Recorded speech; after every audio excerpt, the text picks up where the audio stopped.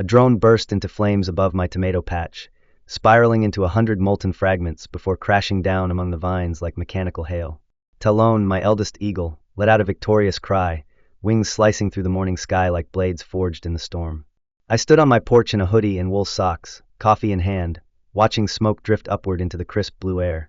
"Number 4 this week," I muttered, not to anyone in particular. Down the street, a voice cracked like a broken speaker. "You're violating FAA codes, you lunatic.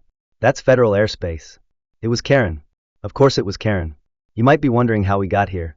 How did a retired marketing exec turned HOA president end up launching a surveillance drone war against a licensed wildlife rehabilitator armed with eagles? Or better yet, how did we as a country get to a place where spying on your neighbor with thermal optics qualifies as community safety? If you think this started with some noble HOA mission, you're wrong. It started with a yellow piece of paper. Not even a letter. Just a bright, fluorescent slip of bureaucracy, taped to my front gate like a ransom note from a bored villain with too much time and not enough hobbies. Unauthorized structure in rear yard. Potential hazard to community aesthetics, it read in bold, impersonal type. Below that was a pixelated grayscale photo, blurry enough to be a Loch Ness sighting, but I knew exactly what it was. It was the perch I'd installed for Talon a decade ago, back when his right wing was still recovering from the barbed wire fence he'd flown into near the state line. The structure wasn't new. It wasn't visible from the road. And when I'd bought this land 12 years ago, it wasn't even under HOA jurisdiction. But things had changed. HOA lines crept like mold, slow, silent, and always in your blind spot until suddenly your freedom had fungus.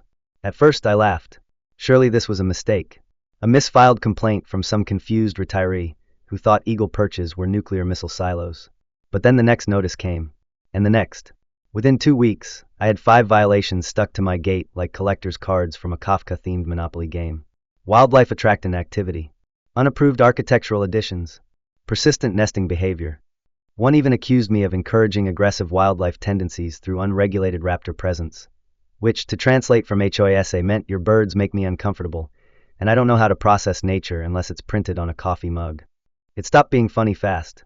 Karen Mitchell, newly minted HOA president and self-declared guardian of suburban normalcy, wasn't operating from ignorance.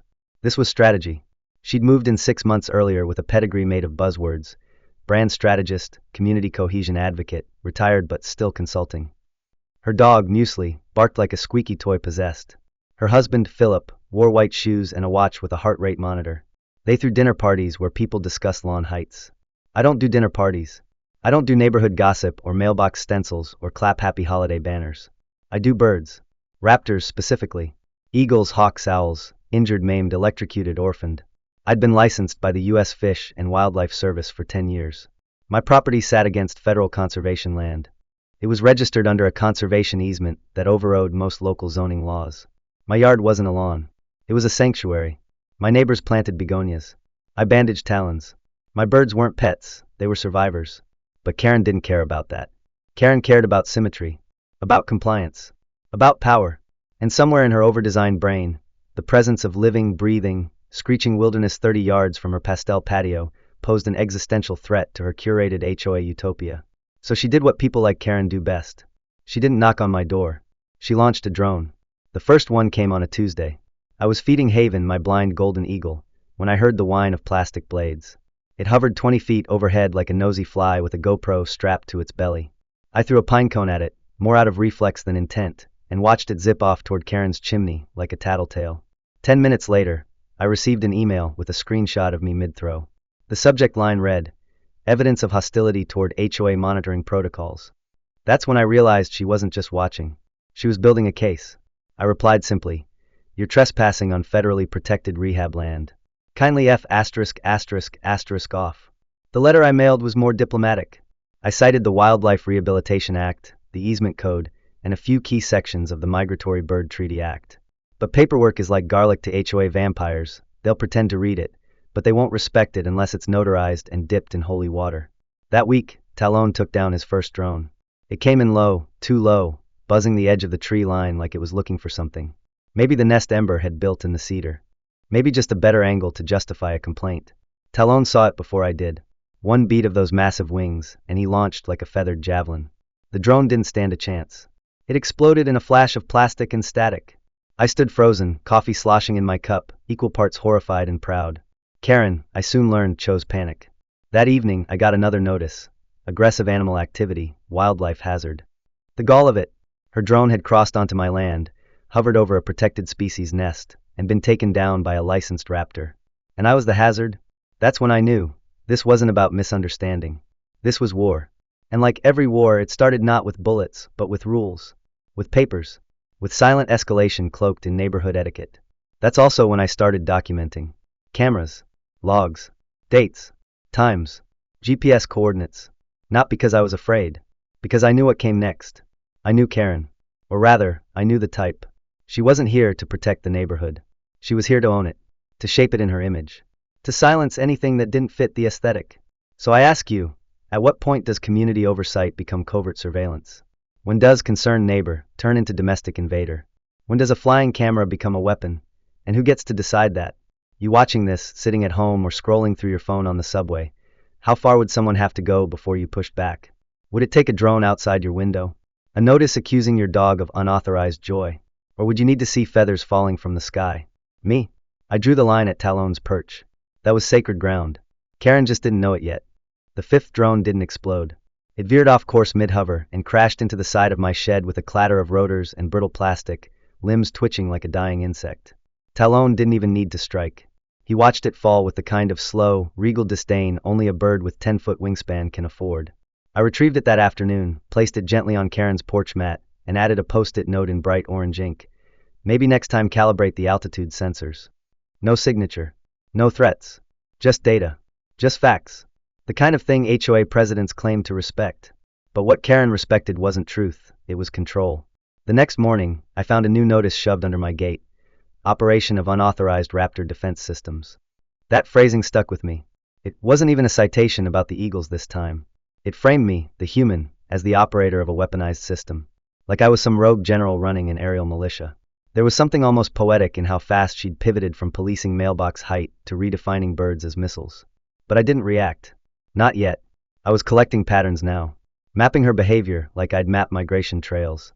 I set up 3 new trail cams, motion-triggered, infrared, with overlapping lines of sight. I shifted Talon's perch slightly west to give a cleaner line against the backdrop of the tree line. I cleaned the lens on the barn GoPro and labeled the SD cards by date. Not paranoia, evidence. It became necessary. Because the 6th drone wasn't a toy. It arrived unannounced on a Thursday at dusk, rising like a black beetle from Karen's driveway. I watched it through binoculars from the upper barn window. Matte black. Quiet. Purposeful. It wasn't cheap. This wasn't a recreational DJI model. This was an Autel EVO 2 Dual, kit with 8K video and thermal imaging. The kind of drone you see in documentaries following polar bears across the ice sheet, not peeking into someone's backyard in suburban Oregon. It hung in the air with an eerie stillness, scanning. Not filming a scene, not looking for a crack in a fence. Scanning.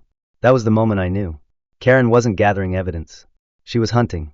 The drone hovered just 20 feet above Ember's cedar nest. Then it parked. Stationary. Watching. 4:38 minutes. I timed it. I watched the red eye blink. I made popcorn halfway through, sat in the rocking chair on the porch, and stared right back.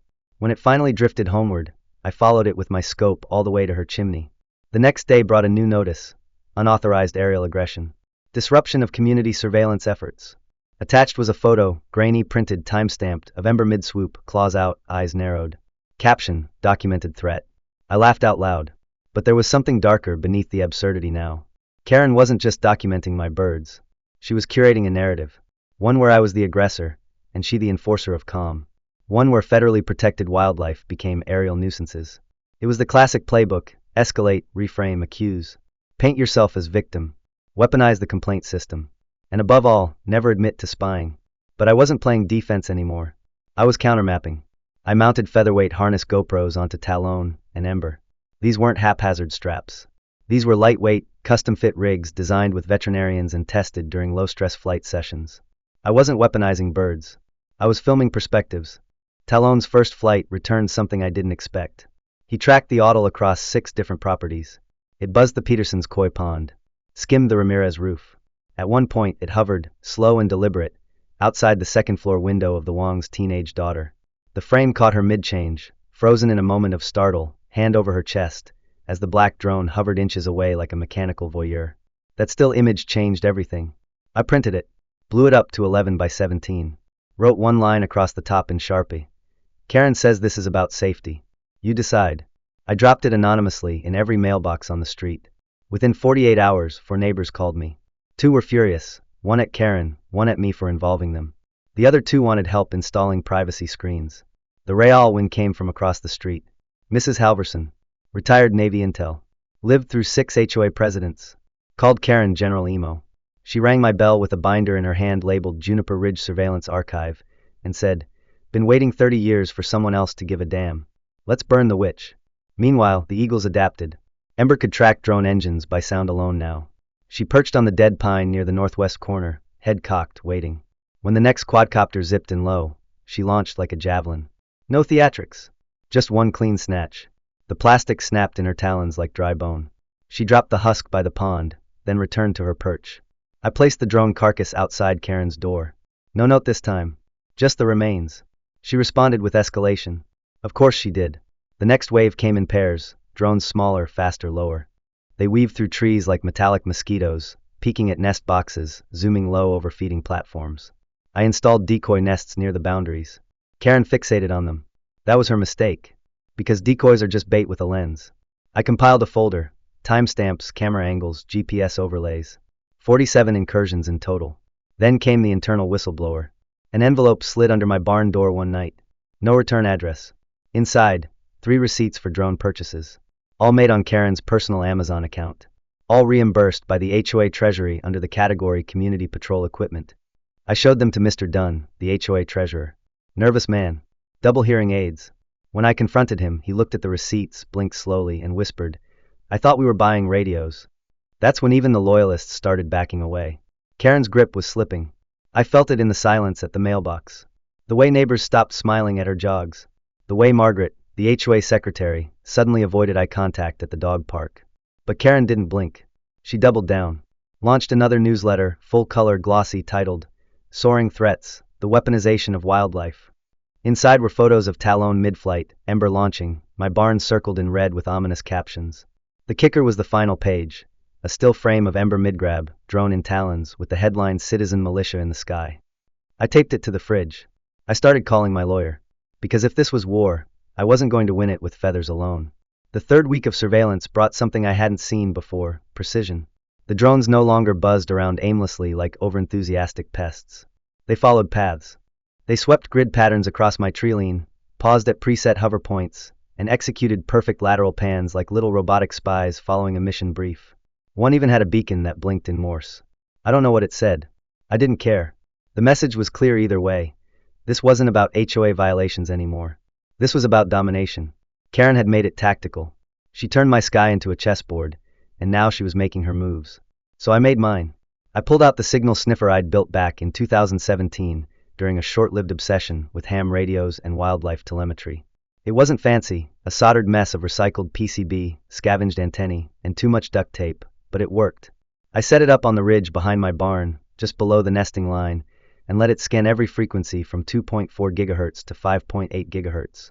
Within 2 hours, it had logged 12 separate signals, 7 of them active, 5 on standby, each with unique identifiers tied to known drone controllers. 5 of them, I traced back to Karen's chimney-mounted repeater. The other 2, HOA board members' properties. That told me one thing. Karen wasn't acting alone. She'd built herself a committee of quiet co-conspirators. Probably sold them on the idea that my birds were a threat to children or HOA property values. Maybe played the safety card. What if a hawk grabs a Yorkie? While slipping reimbursement forms under their doors. The worst part? It was working. Notices started piling up. Unlicensed wildlife rehabilitation center. Unauthorized nesting structures. Non-compliant noise emissions from aviary subjects. They even fined me for leaving meat outside during summer months, baiting predators, they claimed. I fought everyone. I mailed back citations annotated in red ink, highlighted with references to federal conservation codes, and clipped them to copies of my easement documents. But paper didn't matter to Karen. What mattered was perception. She was building a case through accumulation. The longer the list of violations, the more legitimate her crusade looked. So I changed tactics. I stopped sending letters. I started collecting footage. Talon's GoPro caught a drone dipping below 15 feet, buzzing directly over his perch like it was asking to be torn from the sky. Ember, perched beside the shed, followed it with eerie stillness, only her eyes moving. She didn't attack this time. Neither did I. I wanted it intact. That evening, I reviewed the footage frame by frame. The drone had a new feature, audio capture. I caught a faint snippet of Karen's voice transmitting remotely. She said, "I don't care if it's illegal. I want to see what he's hiding in those trees." That one sentence was all I needed. I extracted the audio, time-stamped it, cross-referenced the drone signal, and flagged the SD card for preservation. Then I called Nain Trevorrow, wildlife attorney, ex-prosecutor, sharp as frostbite and twice as painful. She'd made her reputation taking down illegal logging ops in Montana and poaching rings in New Mexico. I hadn't talked to her in years, but when she picked up, she remembered my name. I sent her everything. She went silent for almost 5 minutes while reading. Then she said, "This is going to be fun." She moved fast. Filed an FOIA request with the county zoning office, a formal complaint to the Department of the Interior, and a secondary wildlife harassment claim with the State Fish and Game Commission. While she worked the legal channels, I turned back to the community. I printed out large format maps of the property, highlighting my boundaries, the easement line, and federal buffer zones in red. Then I compiled aerial screenshots showing drone intrusions across all neighboring properties. The Petersons, the Wongs, even the Millers, who'd never said 2 words to me. I knocked on doors. I didn't preach. I showed them pictures. A drone hovering over a koi pond. Another peeking through a skylight. One frame caught a neighbor's toddler running through a sprinkler while the drone floated just above, blinking silently. I didn't ask them to take sides. I just said, "This is happening. You deserve to know." Reactions were mixed. Some were disturbed. Others embarrassed. A few still believed Karen's line about neighborhood safety protocols, but the silence was cracking. That's when the envelope arrived. Unmarked. Slid under my door like a secret. Inside, a flash drive, a post-it with 3 words, Drawer B, basement, and an HOA board meeting agenda from 6 weeks earlier. I followed the note. That Saturday I walked into the HOA office, smiled at Margaret the secretary, and asked if I could see the public records for an appeal I was drafting. She barely looked up from her crossword as she handed me a key and pointed downstairs. The basement was musty. Smelled like carpet mold and lost ambitions. Drawer B was jammed with paper. I flipped through and found what I didn't know I was looking for, flight logs. 37 of them. Each labeled Community Patrol Reconnaissance. Each stamped with Karen's signature. Each listing names. Dates. Target zones. Mine came up 15 times. Notes in the margin said things like visible nesting activity, aggressive raptor movement, and one that stopped me cold. Subject appears to encourage bird-to-drone aggression. I stared at that sentence. Encourages aggression. That was the framing.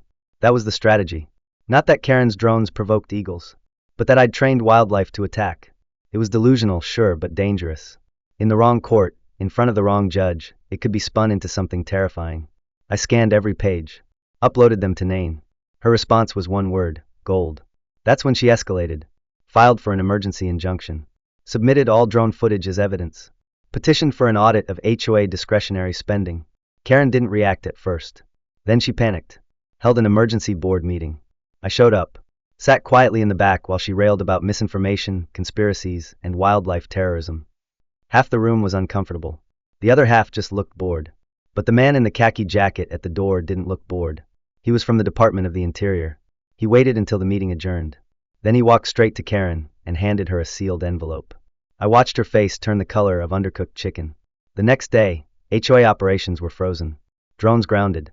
Budgets locked.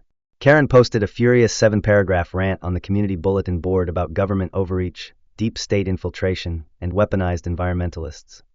I took a photo, framed it, and taped a copy to Talon's perch with a note. Congratulations. You're officially a threat to national security. But it wasn't over. Karen still lived 3 houses down.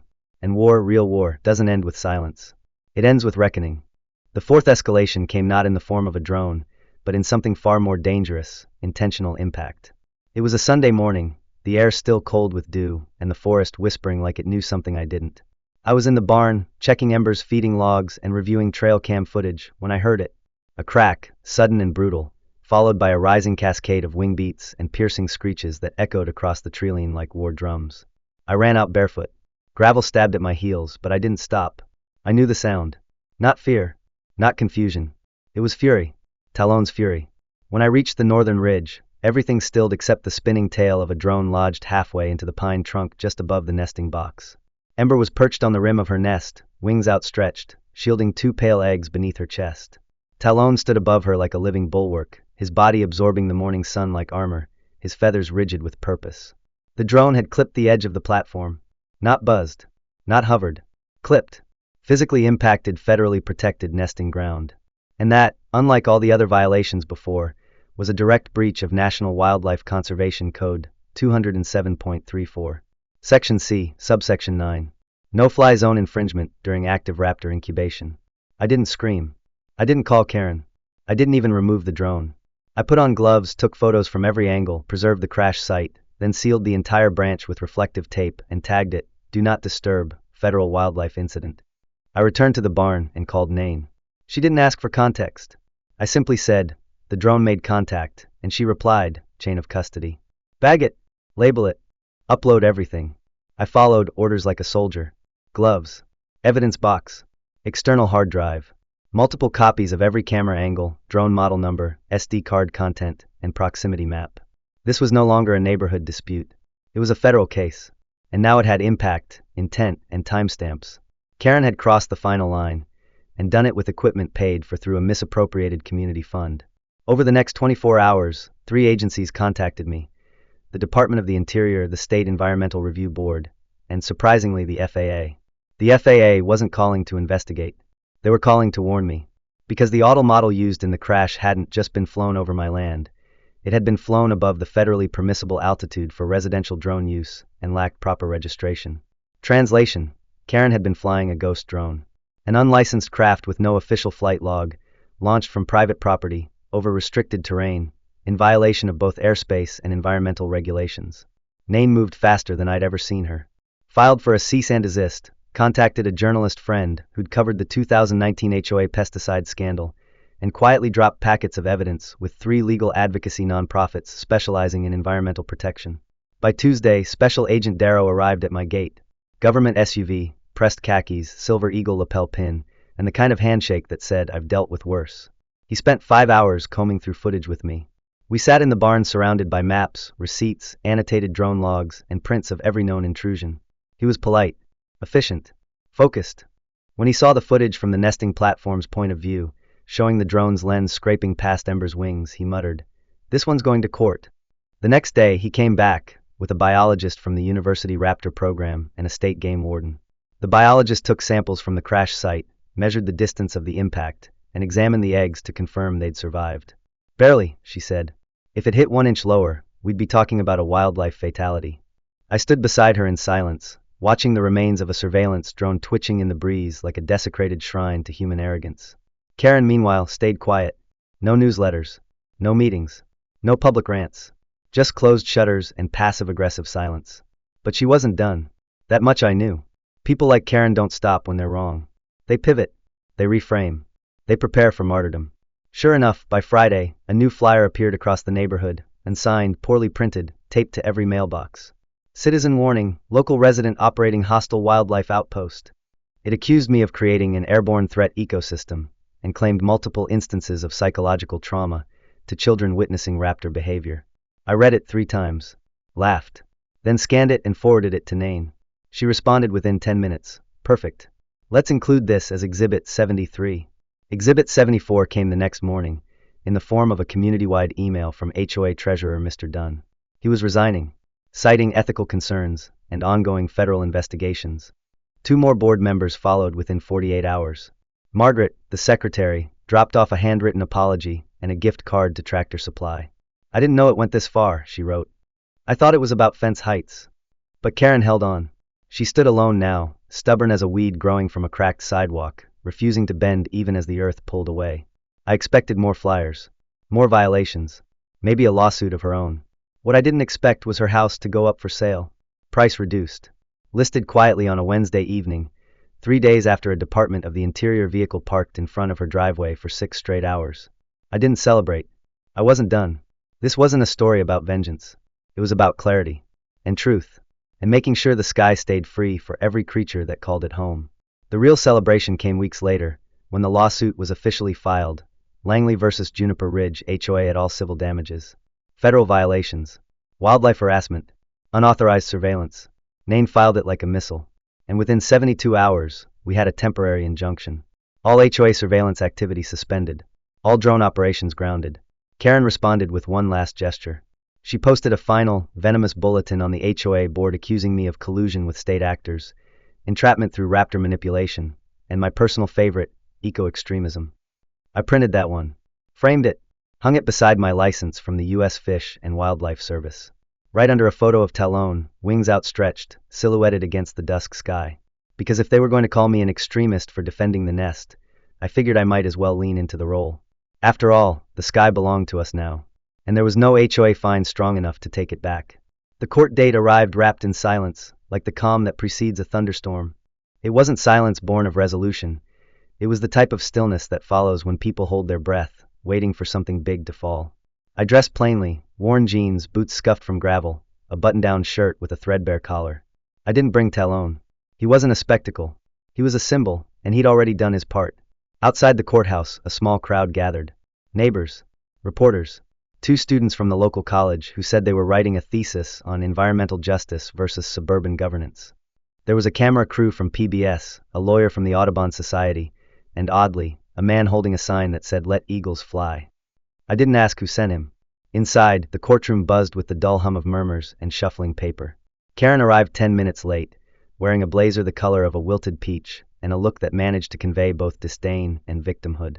Her attorney was a gaunt man named Blevins who looked like he hadn't slept since the Carter administration. He carried a folder labeled HOA Safety Initiative and clutched it like a talisman. When the judge entered, the room stood. Honorable Marion Cawley. Late 50s. Sharp eyes. No nonsense. The kind of person who could make you confess just by looking at you long enough. Opening arguments began with Blevins insisting this entire case was a misunderstood neighborhood dispute magnified by social hysteria and wildlife unpredictability. He claimed Karen's drones were community patrol tools, that her concerns were rooted in safety and order, and that I had intentionally incited raptor aggression for personal agenda. That last part made me laugh audibly. The judge gave me a look that suggested she didn't blame me. Then it was Nane's turn. She stood, flipped open a thin black binder and said, "Your Honor, this case is about one thing, abuse of power. Not theoretical. Not metaphorical. Documented, repeated, deliberate violations of federal airspace laws, state conservation statutes, and the sanctity of private property." She clicked her remote. The monitor lit up. Footage played.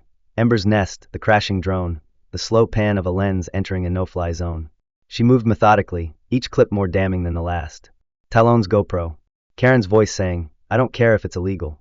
The receipts for drones purchased through HOA funds, shipped to her personal address. A scan of the flyer accusing me of eco-terrorism. A copy of the flight logs with handwritten notes like "encourages bird aggression." By the time the screen went dark, the courtroom was silent except for the soft hum of an overhead fan. The judge leaned forward. "Is that the HOA president?" "Yes, Your Honor," Nane replied, speaking on her own drone's audio feed. That's when Margaret took the stand. Former HOA secretary, retired schoolteacher. She was nervous at first, hands trembling slightly, but once she began, her voice gained strength. "Karen told us the birds were dangerous. That if we documented enough incidents, we could get him evicted or at least sanctioned. She told me to backdate some of the drone approvals. I didn't understand at first, but then I saw the footage. I knew it had gone too far." The judge asked, "Was there ever a formal board vote authorizing drone surveillance?" "No," Margaret said. She added it as a line item and said it had passed. That was the fulcrum. The moment everything shifted. The judge recessed for 3 hours. When she returned, she carried a ruling that felt like thunder. This court finds the Juniper Ridge Homeowners Association, under the direction of Karen Mitchell, guilty of willful and repeated violations of the Bald and Golden Eagle Protection Act, the Wildlife Rehabilitation Act, federal airspace laws, and misuse of community funds. Effective immediately, the board is dissolved, its authority suspended, and a court-appointed receiver shall conduct a forensic audit of all operations. Karen didn't speak. Her mouth opened, but no words came. Blevins looked down at his shoes like they had betrayed him. The courtroom emptied slowly. I stood still, not out of shock, but out of something deeper, closure. Outside, reporters gathered. I gave one quote. This was never about drones. It was about dignity, for the creatures we're supposed to protect, and the laws meant to protect them. I didn't wait for their questions. I went home. Over the next few weeks, everything changed. Karen's house went up for sale. The shutters stayed closed. The grass grew long. A foreclosure warning appeared on the door. Her husband moved out. Her dog, Muesli, was seen wandering the sidewalk unattended until a neighbor called animal control. HOA meetings ceased. Notices stopped. The sky over my land became quiet again. Talon flew without shadow. Ember's chicks hatched, small and perfect, their downy heads bobbing in the morning light. That should have been the end. But it wasn't. Not for me. Because I had been dreaming of something bigger long before Karen turned my life into a battlefield. With the settlement money and a generous donation from Mrs. Halverson, who turned out to have a substantial military pension and a strong hatred for bullies, I broke ground on a new facility. A full-scale raptor rehabilitation center. We built it on the North Ridge, near the edge of the conservation boundary. Stone walls, mesh enclosures, shaded flight tunnels, and a viewing deck shaped like the prow of a ship slicing through a sea of treetops. I named it Karen's Nest. The sign was carved from mahogany, gilded in bronze. Underneath, in smaller script, a sanctuary for raptors, free from harassment. Some called it petty. I called it poetry. On opening day, over 200 people came. The mayor gave a short speech. A local elementary school sang a falcon-themed version of Twinkle Twinkle. Talon landed on the observation rail and stayed for 10 minutes, staring into the horizon like a sentinel who'd been vindicated. A bald eagle named Justice from the State Rehab Center posed for photos beside him. And across the way, Karen's old house sat abandoned. Shutters still drawn. Grass uncut. For sale sign sun-bleached and lopsided. It sold 14 months later to a retired park ranger named Bill who walked over one morning and asked if we needed volunteers. I handed him a clipboard without a word. Now sometimes I sit on the deck in the late afternoon, coffee in hand, and watch the birds fly. I keep the framed notice, the one that called Talon an aerial aggressor, next to the letter from the Department of the Interior thanking me for my outstanding commitment to wildlife preservation and public accountability. And I wonder, how many other Karens are out there? Not people named Karen, but the idea of her, the belief that power, when dressed in the costume of bureaucracy, is always right. That nature should conform. That silence is compliance. I didn't win because I shouted louder. I won because I documented. Because I respected the law more than those who misused it. Because I knew that when you go to war with the sky, you better remember who really owns it. Not you. Not me. But the wings that were flying long before we ever thought to regulate them.